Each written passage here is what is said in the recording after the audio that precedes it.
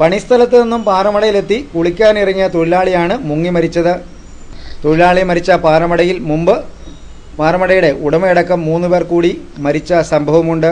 പാറമടയ്ക്ക് സമീപത്ത് തന്നെയുള്ള പുരയിടത്തിലായിരുന്നു മരിച്ച സാബുവിന് ശനിയാഴ്ച പകൽ പണി. ശനിയാഴ്ച വൈകിട്ട് 3:30യോടെയാണ് അപകടമുണ്ടായത്. അപകട സ്ഥലത്തെത്തിയ കൂട്ടുപണിക്കാർ സാബുവിനെ കരക്ക് കയറ്റി കോട്ടയം മെഡിക്കൽ കോളേജ് ആശുപത്രിയിൽ എത്തിച്ചെങ്കിലും ജീവൻ രക്ഷിക്കാൻ കഴിഞ്ഞില്ല. പരേതനായ ദാവീദിന്റെയും അന്നയുടെയും മകനാണ് മരിച്ച സാബു.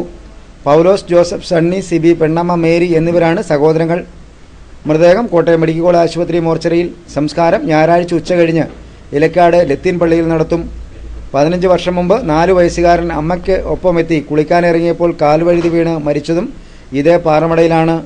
പാറമട ഉടമയായ പള്ളത്തൻകുടി റോയി കുളിക്കാനിറങ്ങിയപ്പോഴാണ് ഇതേ മടയിൽ വീണ് മരിച്ചത്. ഈ സംഭവം നടന്നിട്ട് 10 വർഷം പിന്നിട്ടിട്ടുണ്ട്. 7 വർഷം മുമ്പ് +2 വിദ്യാർത്ഥി സേവ്യർ കുളിക്കുന്നതിനിടയിൽ അപകടത്തിൽപ്പെട്ട് മരിച്ചതും ഇവിടെ തന്നെയാണ്. ഒരേ പാറമടയിൽ വർഷങ്ങളുടെ ഇടവേളയിൽ 4 പേർ മരിക്കുന്നു എന്ന സംഭവം നാടിനെ ഏറെ അസ്വസ്ഥത ജനിപ്പിച്ചിട്ടുണ്ട്. അപകടത്തെക്കുറിച്ച് രക്ഷാപ്രവർത്തനത്തിന് നേതൃത്വം നൽകിയ ആളുടെ വിശദീകരണം ഇങ്ങനെയായിരുന്നു.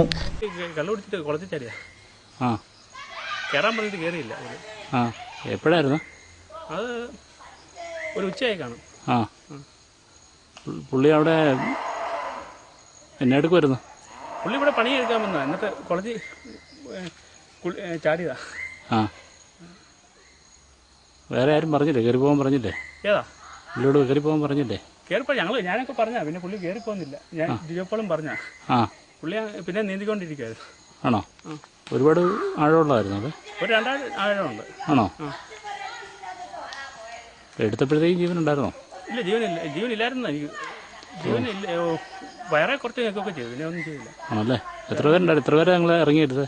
ഞാനും ജിജോപ്പോളും 3 പേരുണ്ടായിരുന്നു. ഉണ്ടായിരുന്നല്ലേ? തപ്പിയപ്പോഴേ കിട്ടിയോ? അല്ല, തപ്പി ഞാൻ ചെന്ന് നോക്കിയപ്പോഴത്തേക്കും കാലെ ചവിട്ടി. നേരം ഞാൻ പിന്നെ കൈ കിട്ടി.